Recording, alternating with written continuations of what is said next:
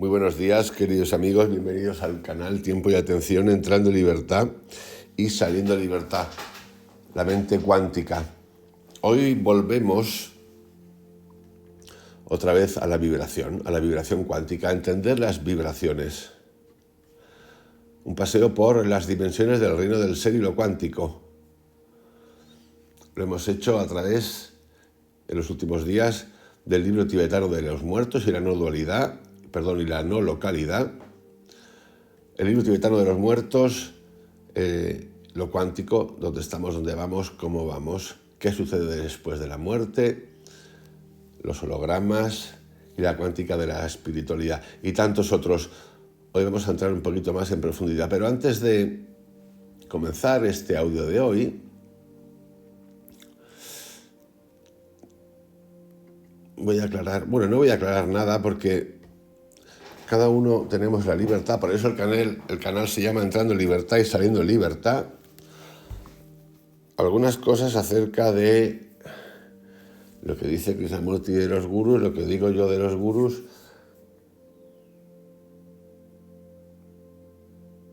con los nervios que se ponen como escarpias, no los pelos, los nervios, cuando tocamos temas, hay dos temas complicaditos en la vida, que son el de los textos sagrados. Cuando hablas, se te ocurre meterte a hablar de los textos sagrados de cualquier religión, saltan chispas, y la política, esos dos terribles. En un comentario acerca del yoga de Patanjali, alguien dice, Jesús sí diferenció. Vamos a ir por partes para entender algunas cosas. Yo no sé si Jesús diferenció o no, porque en principio científico, real, ¿no? Porque ya que estamos aquí, aceptar qué es lo que sí, qué es lo que no, no sabemos si existió, igual que Buda, no sabemos si existió. No tenemos ni idea. Primer texto de Buda, después de la supuesta existencia de Buda, 500 años después. Primer texto en el que se habla de Jesucristo, entre 40 y 70 años después. Por lo tanto, Jesús no sabemos si diferenció algo o no, porque no sabemos si existió. Otra cosa son los textos y lo que cuentan muchos de los textos.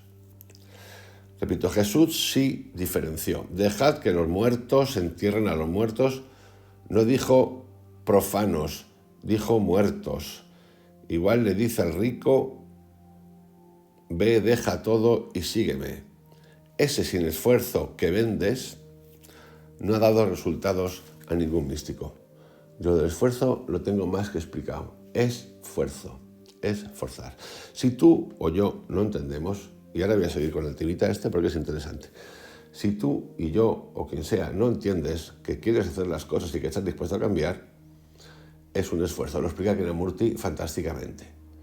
Si alguien quiere interpretar que lo que estoy contando del canal desde que empecé significa no hacer nada, que todo me llegue del cielo, nunca mejor dicho, que me lo den todo, pues es que no he entendido nada de este canal.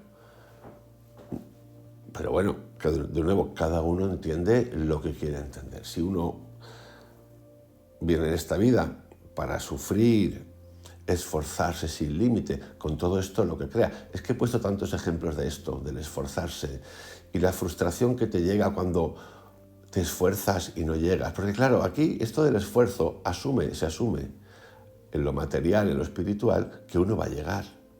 Porque en realidad, al esforzarte, quieres llegar a algo material, algo mental, a conseguir algo. Y este camino, lo que tiene de divertido es que es solo el camino.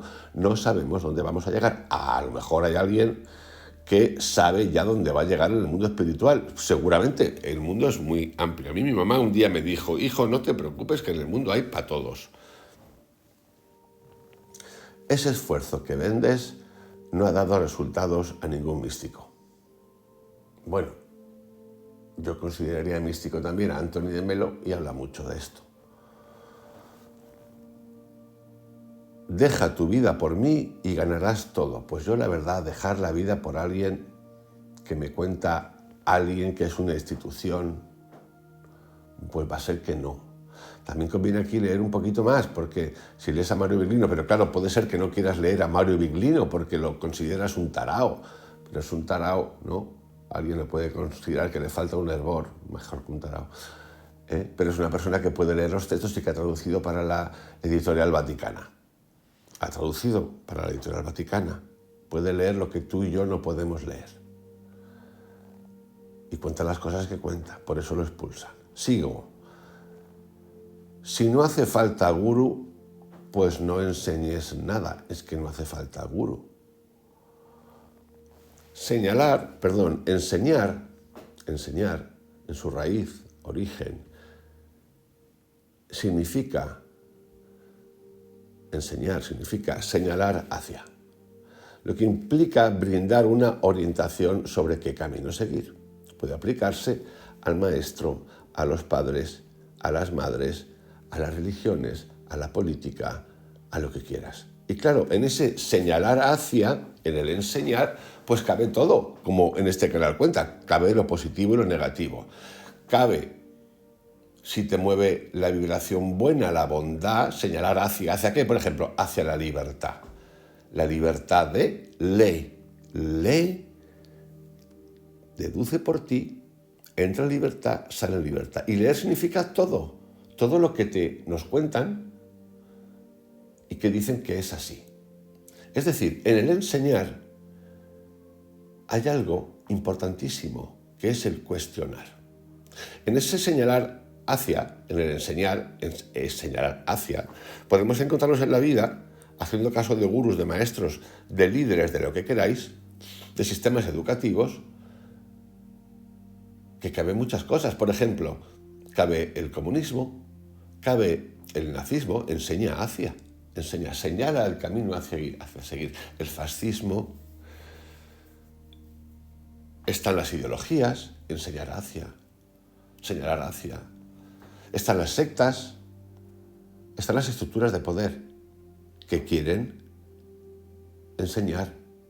En realidad no quieren enseñar, porque la enseñanza sin pregunta del alumno, sin cuestionamiento del alumno, no es nada.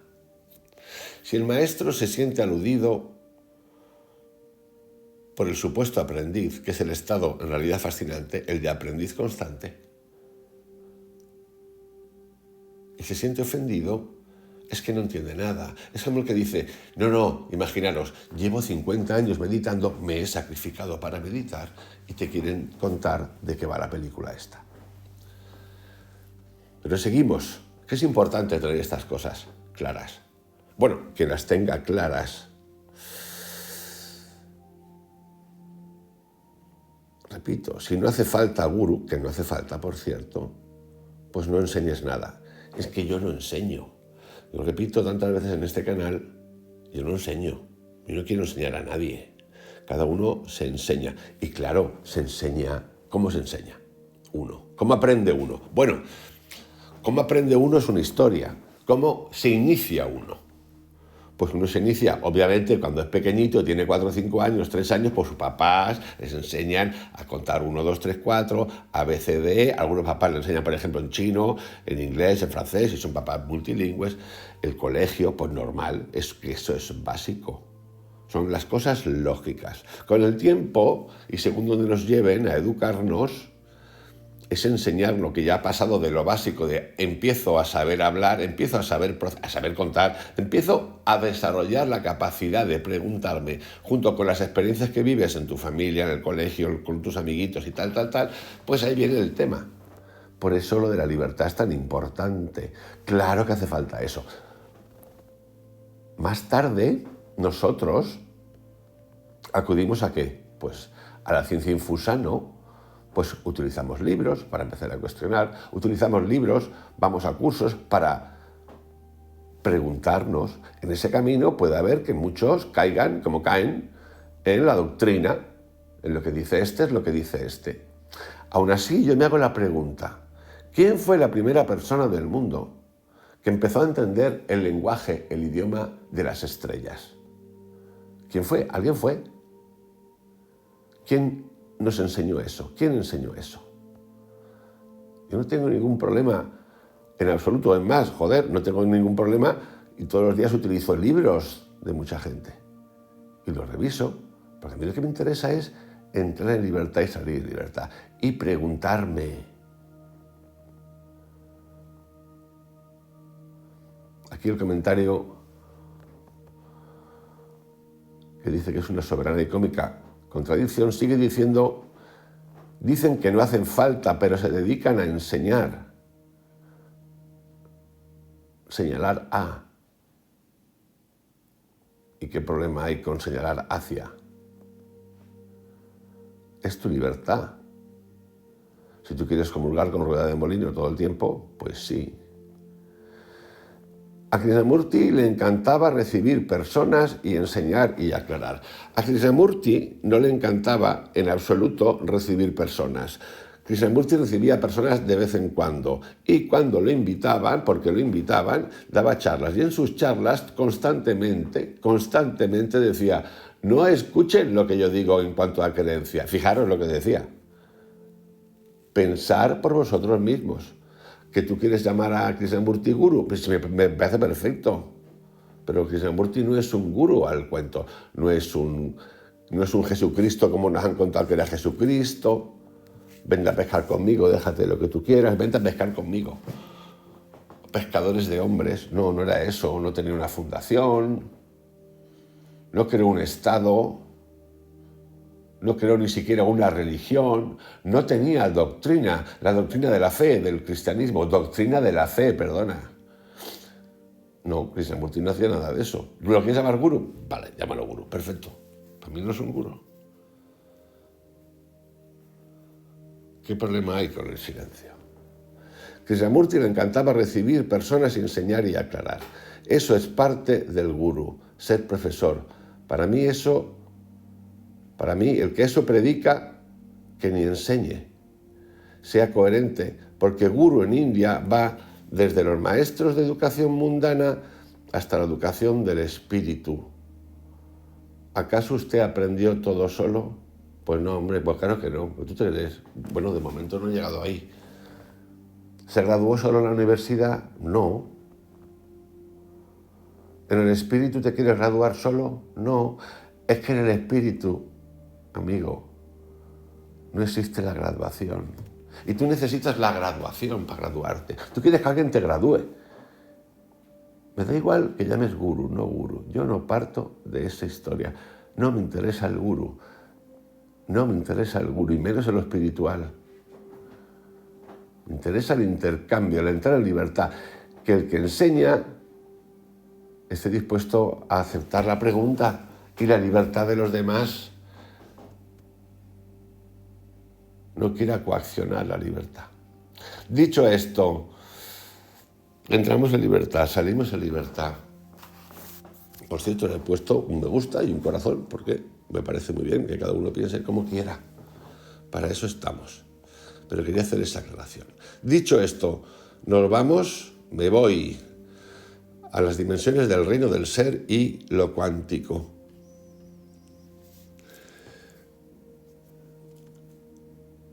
Somos multidimensionales.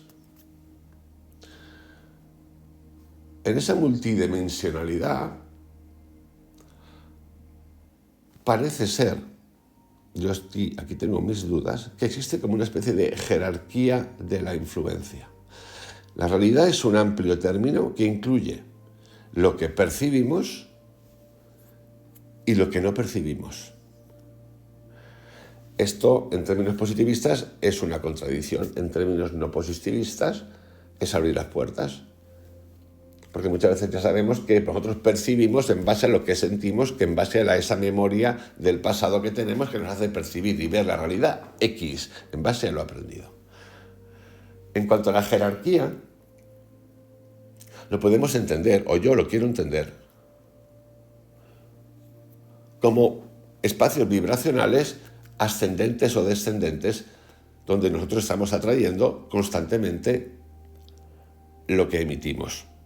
Y además de eso, si entramos en lo cuántico, con la posibilidad de una multidimensionalidad, donde lo que yo estoy corrigiendo, emitiendo ahora y que luego tengo conciencia o desarrollo conciencia, ya sea del pasado, ya sea del futuro, actuando desde el ahora, puede tener un impacto en otro yo que está en otro tiempo, en otro espacio, en otra dimensión, si queréis. Esto es lo que tiene de fascinante lo cuántico. Claro, nosotros diríamos, eso son las barreras que hemos de empezar a romper. Ya, pero ¿y a mí esto de qué me sirve? Si yo no soy consciente de esto o no lo veo, o qué aplicación, qué aplicabilidad, porque nosotros siempre llevamos todo a la aplicación. ¿Qué puedo hacer que me sirva a mí de inmediato? No. Esta jerarquía está estructurada como si existieran una serie de capas, excepto que los estados refinados exitosamente obtenidos en el proceso de estratificación no se encuentran en realidad en la parte superior como un sándwich, sino realmente dentro de capas envolventes de la realidad. La otra versión sería la clásica, la física clásica, esta sería la cuántica. Es como, imaginarse una cebolla con cada una de sus capas ajustándose de algún modo dentro de las otras. Esta es la idea del entrelazamiento o embebimiento.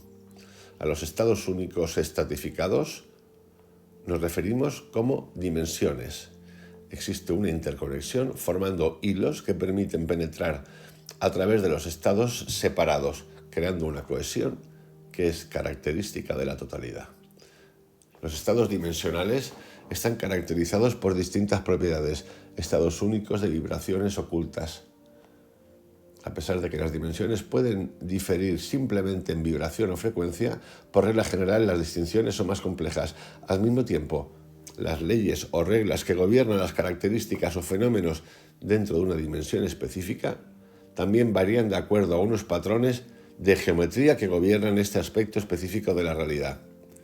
La expresión única e irrepetible de esos patrones es lo que subraya y diferencia las posibles experiencias que podemos encontrarnos según viajamos más allá de nuestro universo familiar al interior de esos reinos. En nuestro mundo físico, un ejemplo de estratificación se observa en el propio sistema biológico. Un órgano biológico consiste en una colección de células. Las células están formadas por una colección de moléculas. Las moléculas consisten en una agrupación de átomos. Los átomos consisten en partículas elementales. Entonces, nos podemos preguntar, ¿en qué consisten las partículas elementales?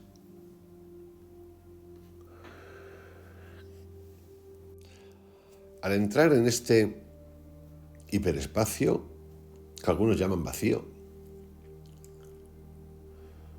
otros entramado cósmico, descubrimos que el vacío no está desierto. Es más, está lleno. Por hacer un inciso en esto y una aclaración, esto es importante. ¿Cómo podemos ver esto o cuándo hemos experimentado esto? Por ejemplo, en una meditación profundísima. Y yo, por ejemplo, sobre todo en las macrodosis de psilocibina. Es un estado vacío de totalidad, lleno,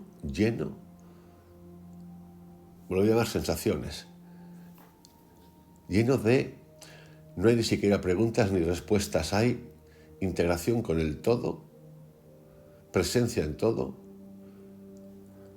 es como un eterno, constante,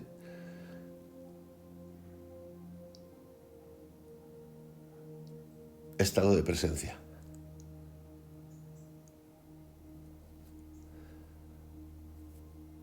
El vacío no está desierto, es más, está lleno, considerado por los físicos como una plenitud de energía. A pesar de ser una región de no tiempo y no espacio, el vacío es el tejido de fondo desde el que materia, tiempo y espacio emergen como profundidades dimensionales. Estas propiedades nos dan una visión lineal de la vida. ¿Dónde? Aquí. Es decir, continuamos con el concepto de estratificación, pero el mundo virtual, lo que no vemos, está oculto. Obviamente, no vemos, está oculto. Existe esa secuencia que he explicado antes, biológica.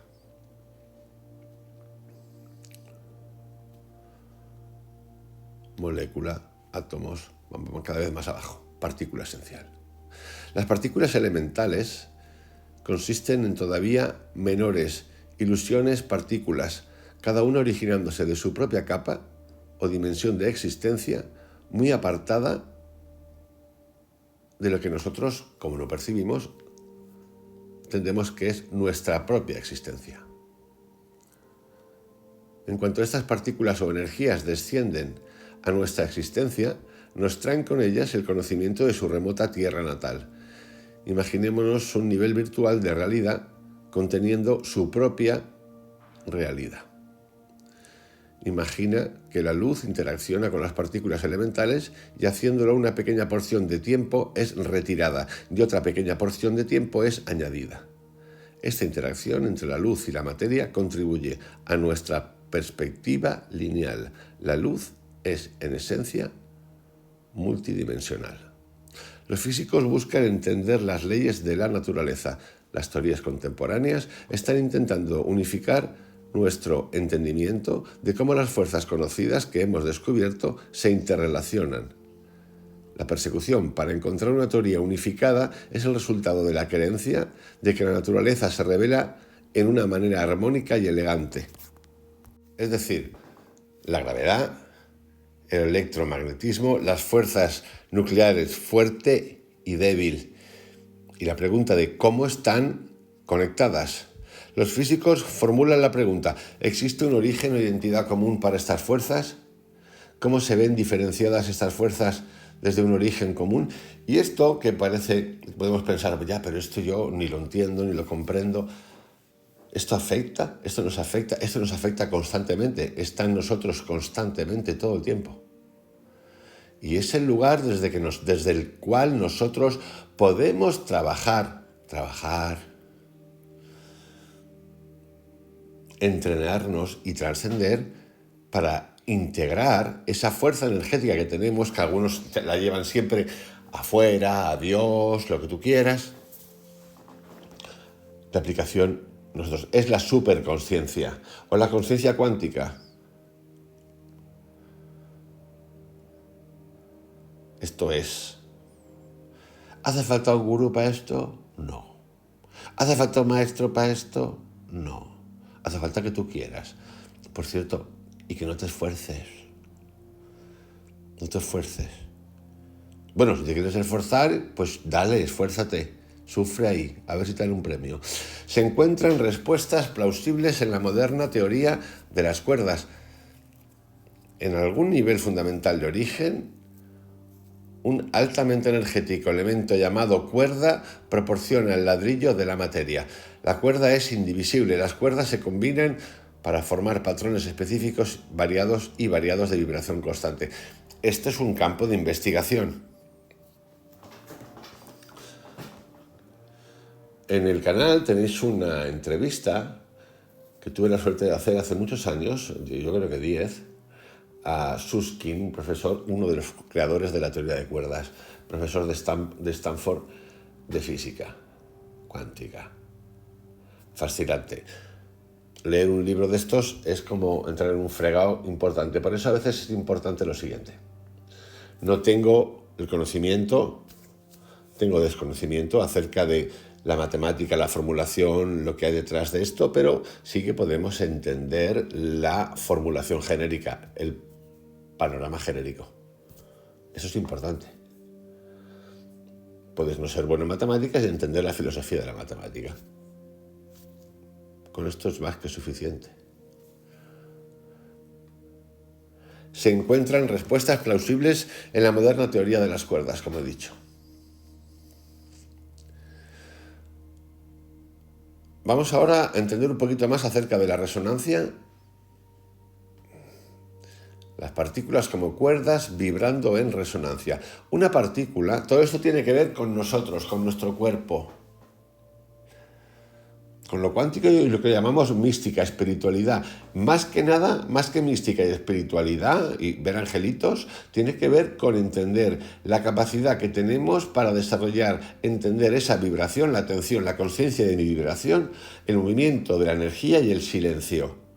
Para aplicación cotidiana. De esto va esto. No va de física cuántica, ni de coña, porque sería un fregado por mi parte. Va de esto. ¿Para qué? Para quitarnos a los gurús, para quitarnos a las doctrinas de todo tipo que hay, para empezar a ser nosotros y entender que somos parte de todo, para eso nada más.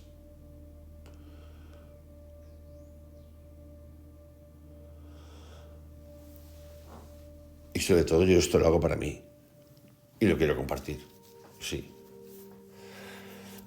Una partícula subatómica es simplemente la expresión observable de una exclusiva vibración resonante única, un patrón de onda de energía en permanente resonancia. La materia puede ser entendida como resonancia de onda escalar. La geometría de los patrones y la resonancia de la vibración son lo que determina la geometría de los patrones, es decir, la forma, y la resonancia de la vibración son lo que determina la naturaleza, cualidad y propiedades de lo manifestado en nuestro universo. Ser más específicos, la geometría, que pertenece a una rama de las matemáticas, es el estudio de las propiedades de las figuras en el plano o en el espacio. ¿Y qué incluye esto? Puntos, rectas, planos, politopos, paralelas, perpendiculares, curvas, superficies, polígonos, poliedros y todos los que hay ahí. Y tiene que ver con las medidas.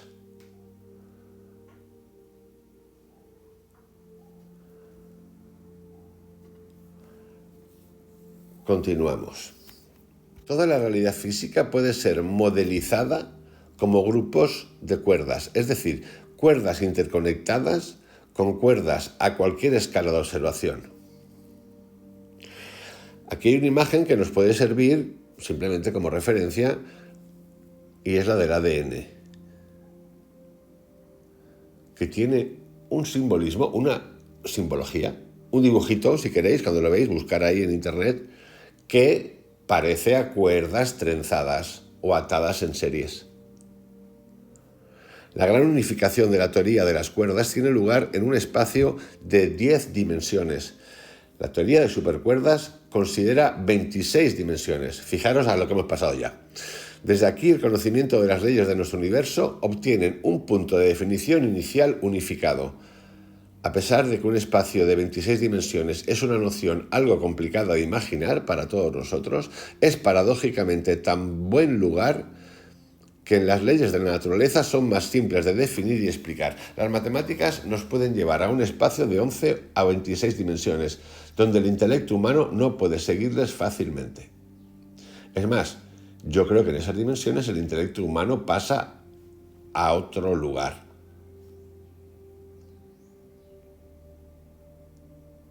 No es ya necesario. ¿Por qué? Por limitado. No pasa nada, ¿eh?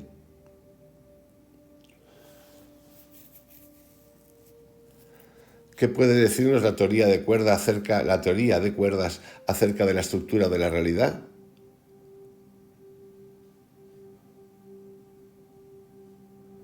Pues vamos a averiguarlo. De la realidad, recordando siempre que nosotros en este plano estamos observando la realidad, lo que ocurre delante nuestra, a través de nuestras experiencias, memoria subconsciente. ¿Desde cuándo? Desde que empezamos.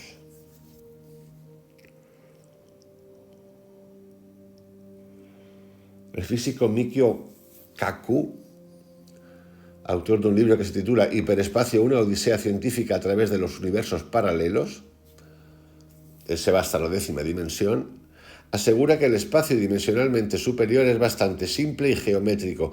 Tal vez sea así, y tal vez, si no fuéramos semejantes maestros en complicarnos las vidas, podríamos ver semejante espacio como sencillo. La clave para comprender un espacio dimensionalmente superior, y ahora nos vamos a olvidar de la física y matemática dimensionalmente superior, es darse cuenta de que el espacio superior nos emplaza en un punto ventajoso que nos proporciona una perspectiva global, universal y holística. Desde este punto ventajoso, La distinción entre observador y observado desaparece. Distinción entre observador y observado desaparece. Pues ¿quién habla de esto? Pues Krishnamurti. Te conviertes tanto en observador como en observado. Desde el espacio superior uno aprecia el grandioso punto de vista.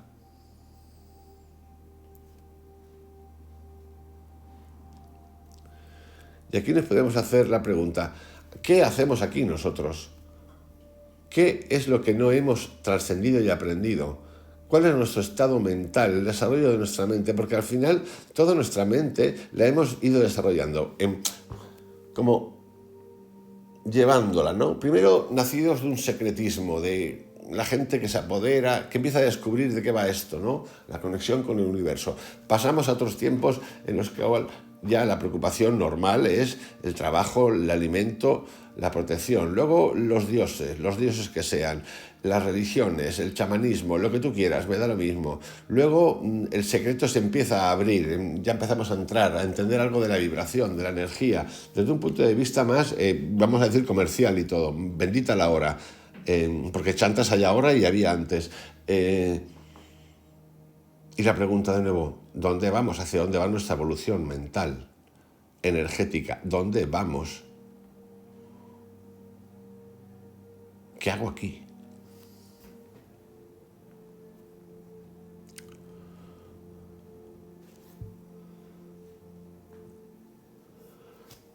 Es importante entender que la conciencia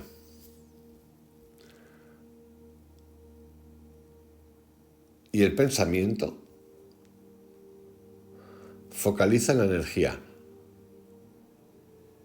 ¿Con qué calidad y con qué cualidad? Con la de nuestra conciencia. A más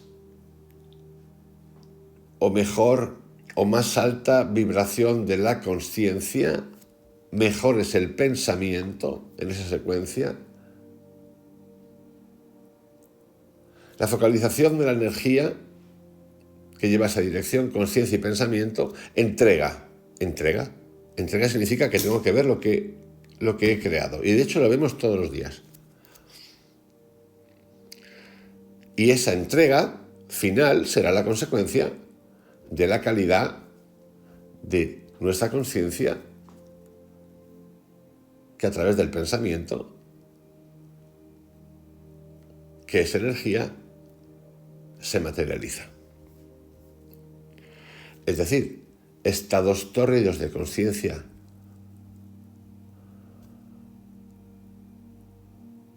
negativos traen consecuencias negativas. Lo estoy poniendo súper básico.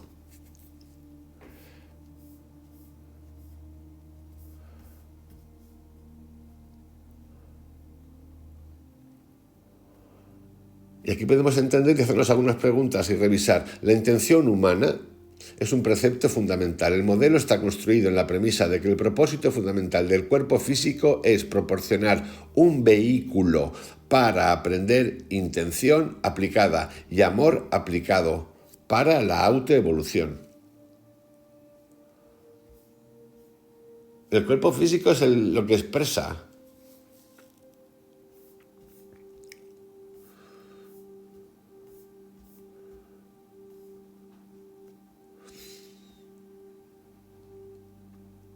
El vehículo.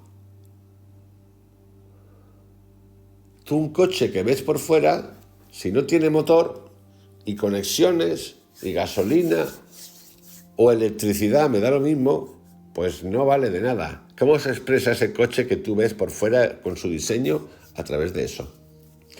¿Pasan cosas en ese coche cuando haces modificaciones? Mejoras, actualizaciones, como dicen ahora. Pues sí. A veces fallan las actualizaciones, sí, también. Pues por eso.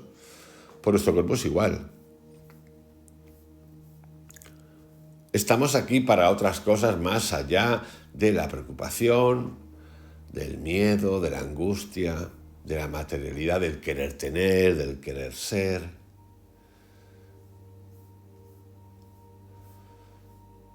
Y en este camino, producto de la historia que tenemos de estructuras, péndulos, que de los péndulos se habla ya un montón de tiempo, nos encontramos con el concepto de libre albedrío, que muchos dicen que no existe, y puede ser que no exista como tal. Puede ser, porque estamos muy condicionados de muchas maneras.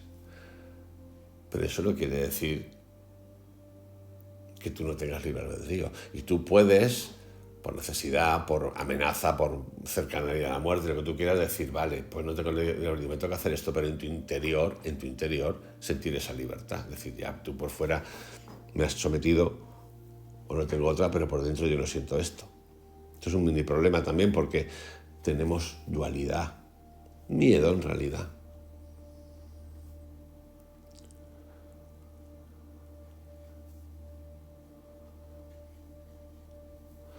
Y hemos de entender que la energía del pensamiento es convertible, es decir, que la podemos direccionar.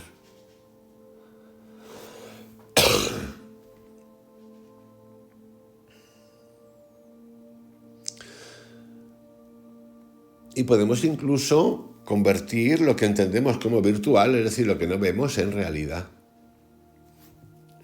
El pensamiento consciente y las percepciones actúan como una brújula polarizándose.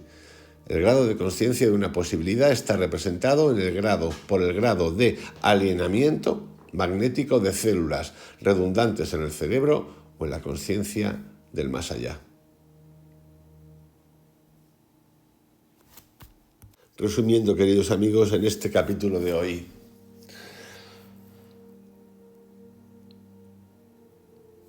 entender la atención, que es la conciencia de nuestra vibración, que es amor, el movimiento de la energía y el silencio. Empezar a entender y hacernos la pregunta, ¿por qué estoy aquí? ¿Qué hago aquí? En esa secuencia que conté el otro día, que mucha gente, ¿por qué? ¿Por qué he hecho esto? ¿Por qué? ¿Por qué? El por qué, que relata 3 pilares que tienen que ver con el amor, con el tiempo y con la muerte. La pregunta de la muerte, ¿qué hay? ¿Qué es? ¿Qué es la vida? ¿Había antes vida de que yo estuviera por aquí? ¿Qué es la muerte? ¿Es un trance? ¿Es un camino? ¿Cómo nos lo han contado? ¿Qué hacemos? ¿Por qué existen libros como el libro tibetano de los muertos donde entran a hacerse esas preguntas? El concepto de infierno, del cielo y la materialización. No renunciemos a... No, es que no podemos renunciar. Es imposible. Nosotros materializamos todo el tiempo, pues vamos a materializar conscientemente. Os envío un abrazo, que tengáis un excelente día. El camino se hace, repito, como he empezado antes, solo. Utilizamos lo que tenemos a nuestro alcance. El profesor es un canal, nada más, nada más, nada más. Nosotros nos servimos todos, incluido el profesor, antes de ser profesor, gurú, lo que te dé la gana. Nos servimos, como digo, en algún momento de nuestra vida de las herramientas que tenemos. También hay herramientas distintas de las que nosotros pensamos. Entrar en libertad y salir en libertad es la secuencia. Poder preguntar y cuestionar es esencial. La duda es vital. La ceguera no es buena. Bueno, es buena a veces para percibir desde tu lugar, porque nosotros percibimos la realidad como nos da la gana.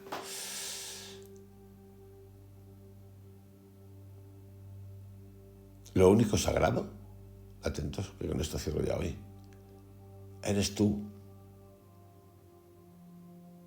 Lo único sagrado eres tú y yo. ¿Y sabéis qué ocurre? Que como cada uno es lo sagrado.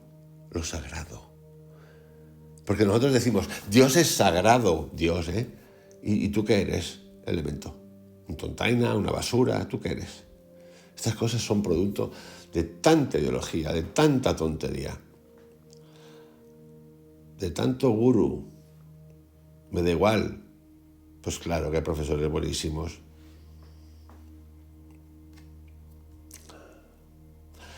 En resumen, andando en libertad. Un abrazo bien grande. Hasta mañana.